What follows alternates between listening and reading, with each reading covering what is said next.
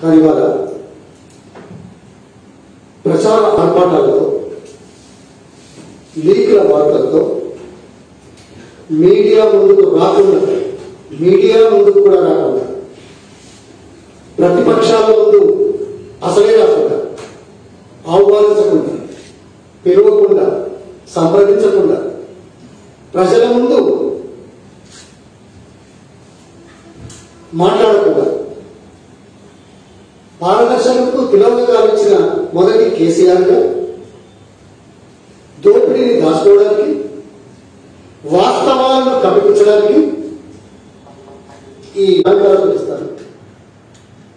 ప్రతి ప్రాజెక్ట్ నుంచి మీ ఓపిక పరీక్ష పెట్టాలని అనుకోకండి దయచేసి.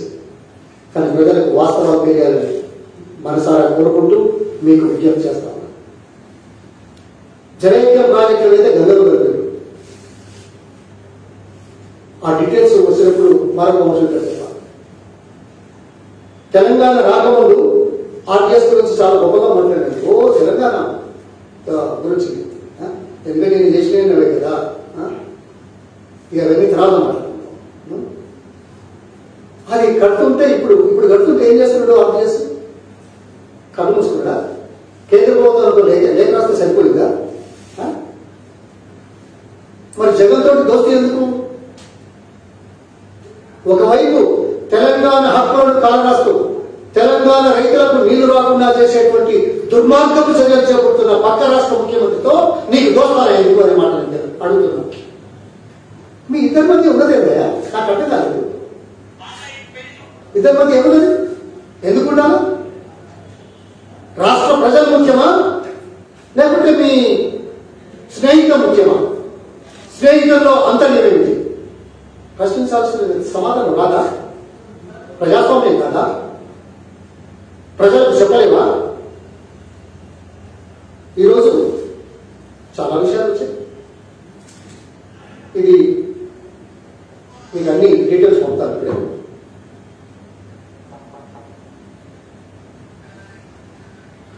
ఏదో నిన్న మొన్న ఏదో 40 లక్షల ఎకరాలకు 50 లక్షల ఎకరాలకు ఇంకో వార్త దీంట్లో 55 లక్షల ఎకరాలకు ఇప్పుడు నీళ్ళు ఇస్తారు. దాని వివరాలు ఒక్కటే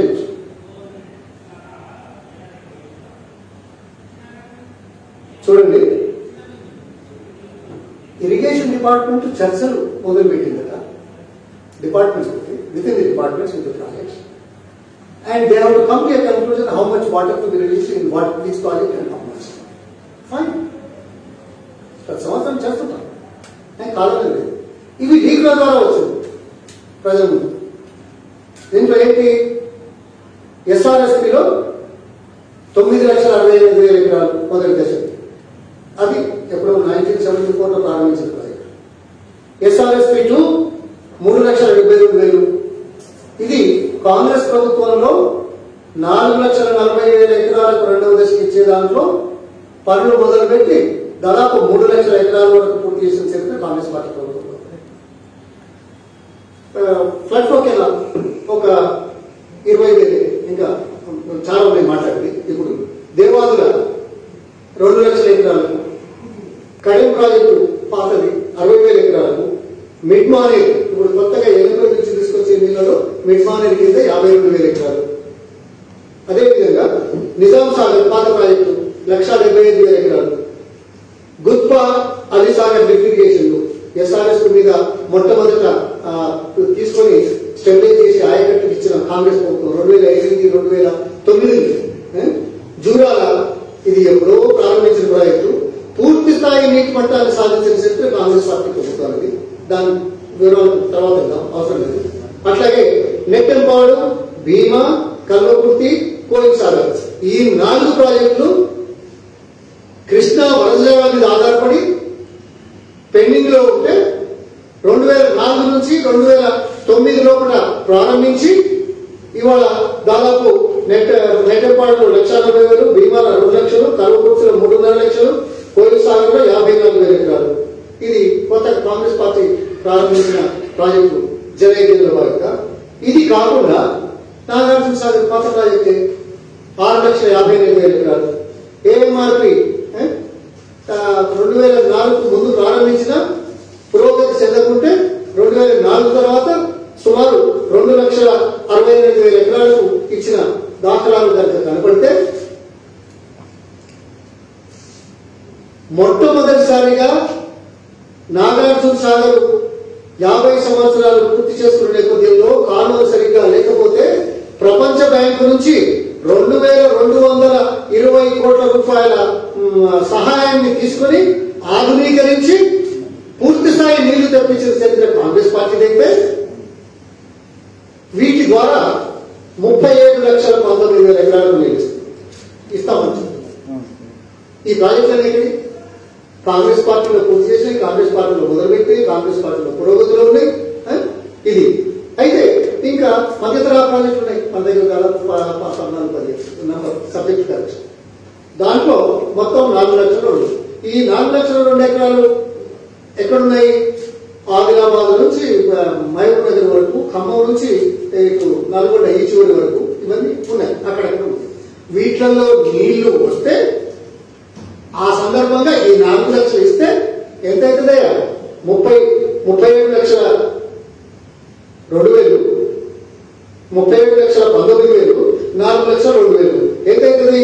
41,21,000 ఎకరాలకు నీళ్లు ఇచ్చే అవకాశం ఉన్నదని నీటిపారుదల శాఖ 2021లో నిన్నగాక మొన్న సమీక్ష చేసి ఒక నిర్ణయానికి వచ్చిన సంగతి నేను తెలియజేస్తాను. నేను చెప్పట్లా, డిపార్ట్మెంటే చెప్తుంది, వ్యవస్థ చెప్తుంది. ఇందులో ఏదైనా కొత్త ప్రాజెక్టు ఉన్నానే సిగ్గుచేటు కదా? ఏం మాట్లాడతారు కేసీఆర్ మొదలుపెట్టి 4 ప్రాజెక్టులు ఏంటో తెలుసా? కాళేశ్వరం అది కమిషన్ల ప్రాజెక్టు. దానికి వస్తాను, డీటెయిల్స్కి వస్తాను. I'm ready for any debate, any discussion, anyway. Not only with the CM because he will never come anyway. He faced me and ran away. And I can face his engineers. I can face the Indian engineers all over the country.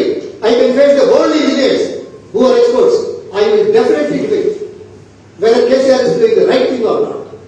I come to that sector. అది కాకుండా అయితే పాలమూరు రంగారెడ్డి ఏం మాట్లాడాడే? 60,000 కోట్లు అన్నాడు. సంవత్సరంలో పూర్తి చేస్తాడు. మొక్కలు ఎక్కడ పెట్టుకుంటాం? ఎక్కడుంది ప్రాజెక్టు? వచ్చిందా? ఎన్ని వేలు ఖర్చు పెట్టాం? ఎన్ని నీళ్లు పంపు చేశాం ఇప్పటి వరకు? అదేవిధంగా సీతారామ లిఫ్ట్ ఇరిగేషన్ లో అన్నాడు. ఇప్పటివరకు ఏమైనా వచ్చిందా? ప్రస్తుతం రాలేదే. ఇంకోటి, మేము కంతర్పల్లి అంటే హైడ్రో పవర్ 380 మెగావాట్లు ఉచితంగా వచ్చే కరెంటు స్థానాన్ని ఇచ్చిపెట్టి 21 టీఎంసీల గోదావరిలో నిల్వ సామర్థ్యాన్ని వదులుకొని ఎక్కడికి వచ్చి తుపాకులగూడెంకి వచ్చి 9 టీఎంసీల నిల్వతోటి 7 ఏళ్ల తర్వాత ఇప్పటి వరకు పూర్తి కాకుండా ఉండే వాస్తవాన్ని మనం దృష్టిలో పెట్టుకుంటే 4 ప్రాజెక్టులు. ఈ 4 ప్రాజెక్టులకు ఇప్పటి వరకు ఒక సుఖ రాలేదు. 4 ప్రాజెక్టులు రాకపోతే మరి ఎంత ఖర్చు పెట్టారు తెలుసా?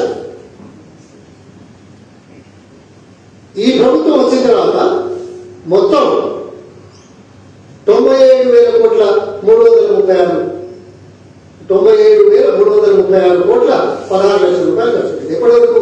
2020 మార్చి 30. ఎందుకంటే గవర్నమెంట్ ఫిగర్స్ బయట రాలేదు కదా, మేమేదో తీసుకున్నాము. కానీ ఈ 21 మార్చి ఈ సంవత్సరం అయితే ఇంకా ఇంతవరకు ఎవరికి తెలియదు. మహా అయితే ఒక 10,000 కోట్లు ఖర్చు పెట్టారు. అంటే 1,07,000 కోట్లు ఖర్చు పెట్టారు.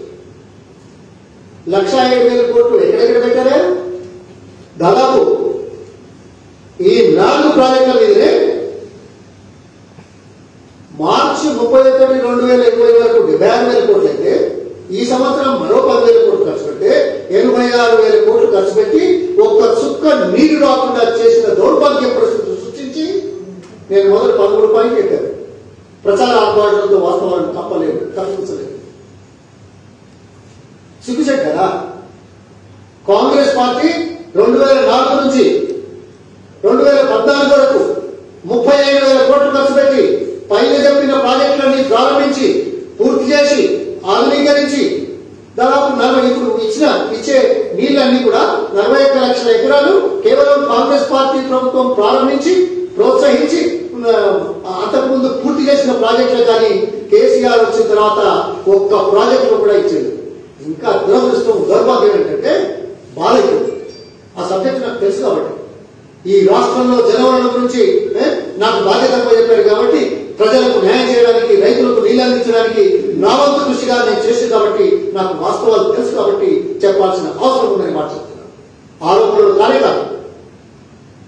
ప్రజల విషయంలో ఎవరు తప్పుదారి తొక్కినా అవస్థలు ముందుంచిన శిక్షాలు ఉన్నాయన్నమాట.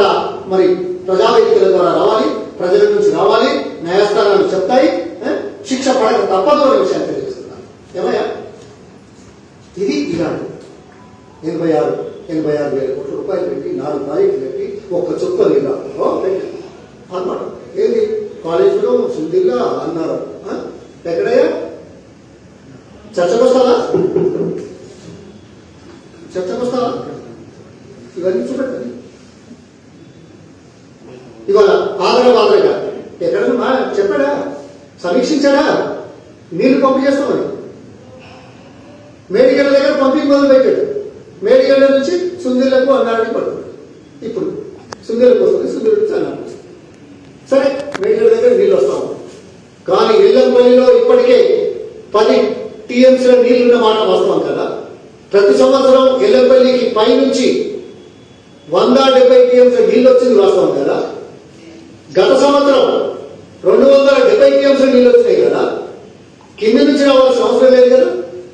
నీకు మిడ్ మార్కెట్లో ఎన్ని ఉన్నాయి? దాదాపు 24 టీఎంసీలకు 12 టీఎంసీలు ఉన్నాయి. లోయర్ మార్కెట్లో 24 టీఎంసీలకు 12 టీఎంసీలు ఉన్నాయి, 10-12. అంటే ఈ మిడ్ మార్కెట్ నింపడానికి, ఎల్ఎండి నింపడానికి ఎల్ఎంపల్లి నుంచి నీళ్లు తీసుకునే అవకాశం ఉండగా కూడా అది కూడా వర్షకాలంలో ఇప్పటికీ దాదాపు 1600 క్యూసెక్లు ఎల్లంపల్లికి వస్తుండగా కింది నుంచి తీసుకొచ్చి కాళేశ్వరం నీళ్ళు తీసుకొస్తున్నా చెప్పడానికి సిగ్గుండాలి. నీవు నింపే నీళ్లు వచ్చే 2-3 రోజుల్లో ఎల్లంపల్లిలోకి వస్తే గోదావరిలో గంగలో కలిసిపోతాయనే విషయం నీకు తెలుగా? గత సంవత్సరం పోలేదా? అంతకుముందు పోలేదా? ఇప్పుడు పోవా? కడెం నుంచి కానీ గోదావరి ఎస్ఆర్ఎస్ నుంచి కానీ ఎల్లంపల్లికి వచ్చే నీళ్లను సక్రమంగా వాడుకునే పరిస్థితి మొదలు చేసినట్టయితే లిఫ్ట్ లేదు. ఎప్పుడు లిఫ్ట్ చేద్దాం? వర్షాకాలం అయిపోయిన తర్వాత, నవంబర్ డిసెంబర్ తర్వాత, ప్రవాహాలు ఆగిన తర్వాత అవసరం అనుకుంటే కింద నుంచి నింపాలి. అప్పుడు ఎందుకుంటే అవి నీళ్ళు రోజుకు 1 టీఎంసీ కూడా రాదు. డేటా ఉంది, చూపెడతాను. నీకు నవంబర్లో ఎంత వచ్చింది, డిసెంబర్లో ఎంత వచ్చింది, జనవరిలో ఎంత వచ్చింది, ఫిబ్రవరిలో ఎంత వచ్చింది, మార్చిలో ఎంత వచ్చింది. 1 టీఎంసీ కూడా పంపు చేసుకోలేని పరిస్థితుల్లో 2 టీఎంసీల కెపాసిటీతో మొదలుపెట్టి 3వ టీఎంసీకి మరో 20,000 కోట్లతో పనులు ప్రారంభించే నీచ సంస్కృతి నీది కాదా అనుకున్నారు. ఏం మాట్లాడతాడు? సమాధానం చెప్పాడు. మీకందరికీ సాఫ్ట్ కాపీలు ప్రాజెక్ట్ వైజ్ డబ్బు ఎంత ఖర్చు అయింది, ఎన్ని ఎకరాలు ఉన్నది ఇప్పుడే పంపిస్తాను. ఇప్పుడు చెప్పిన విషయాలు కూడా మీకు పంపిస్తాను. దాచుకోవాల్సిన అవసరం లేదు. దోచుకునేటోడు దాచుకుంటున్నాడు తప్ప మేము దాచుకోవాల్సిన అవసరం లేదు. రమ్మని ఇది కాళేశ్వరం మాట, నీళ్ళ మాట, గోదావరి నీళ్ళ మాట. ఎవరు కాటన్ సార్, ఆటలు కాటన్ మించినవాడు ఇరిగేషన్లో కాటన్ మించినవాడు సార్, విశ్వేశ్వరయ్యని మించినవాడు, కేఎల్ రావుని మించినవాడు కేసీఆర్ గారు. అందులో ఒకదాకడినా వైద్య విషయంలో ఫ్యాక్టరీని మించినవాడు. అమెరికా అధ్యక్షుడికి అడ్వైజర్గా ఉన్న factory the world's most medical institute. ఆయన ఏం మాట్లాడటం మీకు తెలుసు. ఇంకా చాలా ఉన్నాయి చెప్పడానికి. ఏ ఫీల్డ్ అయినా ఉన్నాడు. ఏమైనా మీరు ఎన్ని చదివారు బాబు? మీరు ఎన్ని చదివారు మీ జీవితాలు ఎప్పుడు? అంత ఇది ప్రశ్న బాగుండదు కదా. బాగుండదు. నేను ఎందుకు చదవలేదు? 2 చేతులు దండం పెట్టి నిజం చెప్తాను. నాకు అంత ఓపిక లేదు, నాకు అంత తెలివి లేదు, అంత ఉదాహరణ లేదు. ఇది ఈ రాష్ట్ర ముఖ్యమంత్రి యొక్క నీచ చరిత్ర. అంతేనా? అది come back to one more item. మీకు సాఫ్ట్ కాపీ పంపిస్తాను. కాళేశ్వరం ఒక ఎకరం కానీ అంటున్నారు. శ్రీరామ్ సాగర్ నుంచి వాటర్ లేదా, ఆయకట్టు స్థిరీకరణ కానీ, కాకతీయ కాలువ స్థిరీకరణ అవన్నీ చేసింది కాళేశ్వరం వాటర్ నుంచి వస్తాయి కదా. మీరు నమ్మి ఆ మాట. అందుకే వాస్తవాల ప్రతి చూడండి, తెలుసుకోండి, ఆ తర్వాత ఇలా మాట. నేను కళాఖండిగా, ఒక ఇరిగేషన్ మంత్రిగా, ఇంజనీర్గా పనిచేసిన వాడిగా నేను చెప్తా ఉన్నాను. నన్ను ఖండించండి. డేటా తీసి ఎట్లా వస్తుందా నీళ్ళు? నువ్వు ఒక చుక్క కూడా మీదికి వస్తలేవు. కాళేశ్వరం నీళ్లు మీదికే వస్తలేవు. గత సంవత్సరం ఎంత వచ్చింది, ఈ సంవత్సరం ఎంత వచ్చింది, ఎప్పుడు నింపుతావు? ఆ నీళ్లు ఎక్కడ పోతున్నాయి? గతంలో కాకతీయ కాలం నుంచి అంత ఆయకట్టు లేకుంటే ఇప్పుడు జరుగుతుంది కదా. మీరు బాగున్నారే. SRSP 2 ఏంటి? అదే SRSP phase 2 ఏంటి? ఫేజ్ 2 ఏంటి? ఎవరు చేశారు? స్థిరీకరణ చేశామని స్థిరీకరణ ఆయన చెప్పింది మీరు నమ్ముతున్నారు. అంతే కదా. మా దురదృష్టం అది. నీళ్ళు ఎక్కడి నుంచి వచ్చినాయి కాదు. SRSP నీళ్ళ ఎల్లంపల్లి నుంచి వచ్చాయా? SRS నుంచి డైరెక్ట్ వచ్చిందా? SRSP ఎగువ నుంచి ఫ్లడ్ కెనాల్లో వచ్చినాయా? లేకపోతే కాళేశ్వరం నుంచి వచ్చిన నీళ్ళు వచ్చినాయా? అందుకే సాంకేతిక విషయాలు, సాంకేతిక పరంగా చర్చించడానికి ముందస్తుగానే ఈ డిపార్ట్మెంట్ ఇంజనీర్ గారు, ఈ రాష్ట్రంలో ఉన్న మేధావులైన ఇంజనీర్లు కానీ, దేశంలోని నిపుణులైన ఇంజనీర్లు కానీ, ప్రపంచంలోని నిపుణులైన ఇంజనీర్లతో నేను మాట్లాడతానని ఛాలెంజ్ చేస్తా ఉన్నా. రమ్మనండి, మాట్లాడతానండి. కేసీఆర్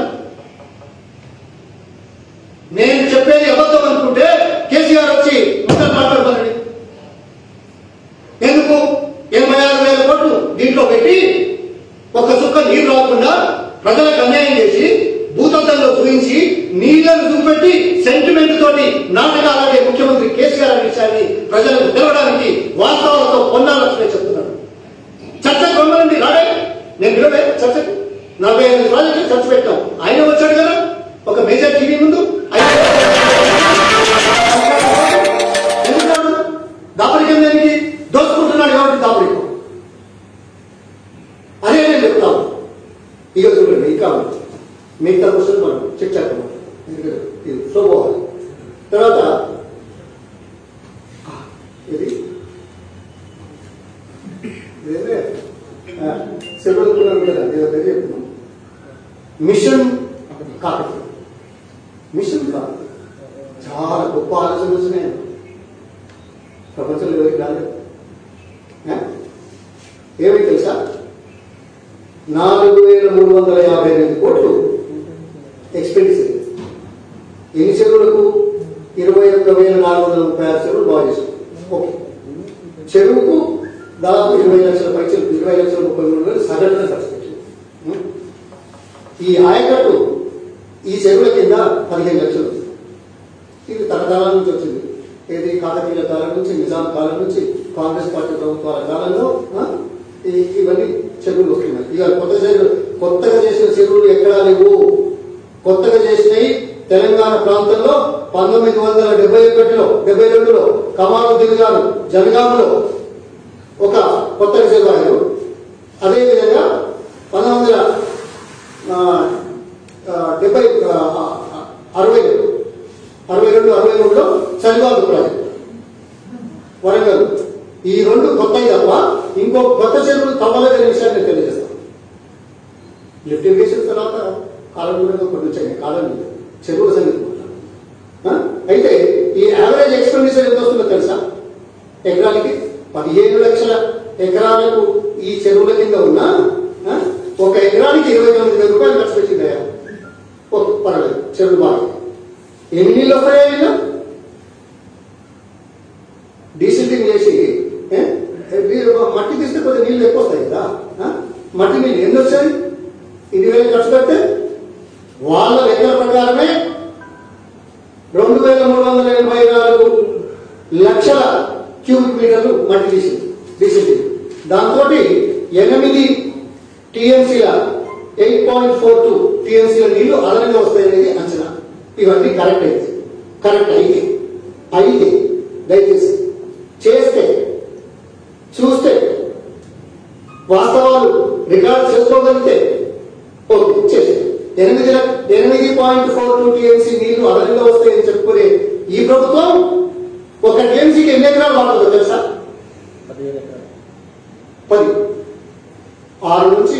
10 వరకు మనం 6.5 చేసి చేస్తాం, సగటున 10. తర్వాత స్ప్రింక్లర్స్ ఇంకేదైనా చేస్తే 6.5 చేస్తే కొద్దిగా 10,000 మనం సగటులో తీసుకునే 10,000. అంటే 8 టీఎంసీలకు 10,000 చొప్పున 8,000 ఎకరాలు అయితే 80,000 ఎకరాలు. అదనంగా 80,000 ఎకరాలకు నీళ్ళు ఇచ్చే దానికి 4,358 కోట్లు ఖర్చు. నేను వద్దట్లేదు కానీ ఇలా దోపిడీ ఉన్నది ఏంటి? ప్రజలు తెలుసుకుంటున్నారని ఫేజ్ 1 ఫేజ్ 2 టంటంగా చేసినాడు. ఫేజ్ 3 ఫేజ్ 4 లో కొద్దిగా మెలవ చేసి తప్పించుకున్న దాని గురించి మాట్లాడలేదు. మాట్లాడలేదు దమ్మడు. ఇగో ఇది కేసీఆర్ గారి నిర్వాహకం. నీటిపారుదల విషయంలో తెలంగాణ ప్రజలను మోసం చేస్తున్న విషయం. ఇంకోరికి ఇచ్చాడు ఇంకా ఈ వీటితో ఏంటంటే కాళేశ్వరంలో కొండపోచమ్మ నుంచి 3 లక్షల నీళ్లకు ఎకరాలకు నీళ్ళు ఇస్తామని ఇప్పుడు 3 లక్షల ఎకరాలు. 3 లక్షలా? అది కూడా కాళేశ్వరం నుంచి వచ్చేది ఇలా. ఓకే ఇస్తావు. దాని కింద నీకు డిస్ట్రిబ్యూటర్ అయినా పిల్లకాలలో అయినా ఆయకట్టు ఏర్పాటైందా? ఎందుకు మాట్లాడతారయ్యా? ఇది సాంకేతిక విషయం అయ్యా. కొండపోచంలో నీళ్లు చూడగానే జనమంతా నీళ్ళు వచ్చిన సపడబడుతున్నా. ఆ నీళ్ళు ఎక్కడి నుంచి వచ్చినాయి? ఇప్పుడు ఎల్లపల్లి నుంచే కదా, గోదావరి నీళ్ళే కదా.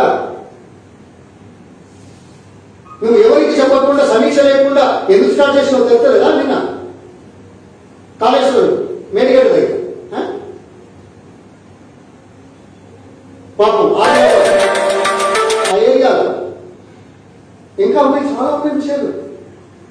ప్రాణహితలో గత సంవత్సరం నీళ్ళు ఎన్ని వచ్చినాయి తెలుసా? ఒకరితో జాతీయ 1,200 టీఎంసీ. అంతకుముందు సంవత్సరం 1,250 వచ్చినట్టు తగ్గినది. నిన్న న్యూస్ వార్తలు మీ వార్తా ప్రసారాలు నేనే కొత్తగా నా బుర్రలో పుట్టింది కాదు. అంటే 9 గంటల దగ్గర నీళ్లు వస్తాయి కదా, మేడిగడ్డ దగ్గర ఇంకా వేరే వచ్చి కొత్త కలిసేది కాదు కదా. ఆడ వీళ్ళకి కిందికి వచ్చినవా? ఇంకా ఉన్నాయి చాలా మాట్లాడదు.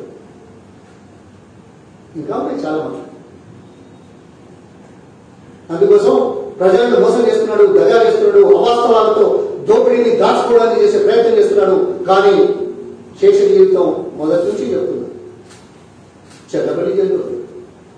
ఈ పాపాలకు పరిహారం నీ శేష జీవితం చెల్లపల్లి జైల్లోనే అన్నమాట. స్పష్టంగా తెలంగాణ ప్రజలు నిరూపిస్తారు. ఇది దీన్ని దాచలేదు. ధన్యవాదాలు. విన్నర్ ఆహారపు వస్తువుల యొక్క శక్తి వైరల్ ఇన్ఫెక్షన్స్ని, బ్యాక్టీరియల్ ఇన్ఫెక్షన్స్ నుంచి మనల్ని కాపాడటానికి మనం నిత్యం భోంచేసే ఆహారాల్ని మేళవించి శక్తిదాయకం చేసి ఆ శక్తి మిశ్రమాన్ని మీకు అందిస్తున్నాం. విన్నర్ తద్వారా మీ శరీరాన్ని వైరల్ ఇన్ఫెక్షన్ నుంచి, బ్యాక్టీరియల్ ఇన్ఫెక్షన్ నుంచి కాపాడుతుంది. Hello everybody, this is Lipsika. Please subscribe to Kakatiya TV. Please subscribe to Kakatiya TV. Please subscribe. Push subscribe. Please subscribe. Hi, nenu RJ Kajal. Subscribe to Kakatiya TV. Chala interesting updates and interesting content untundi Kakatiya TV lo. So definitely ga subscribe cheskondi and kinda kanipustunna bell icon ni kuda meeru nokkite meeku instant ga upload chesina ventane notification kuda vastundi kabatti do subscribe.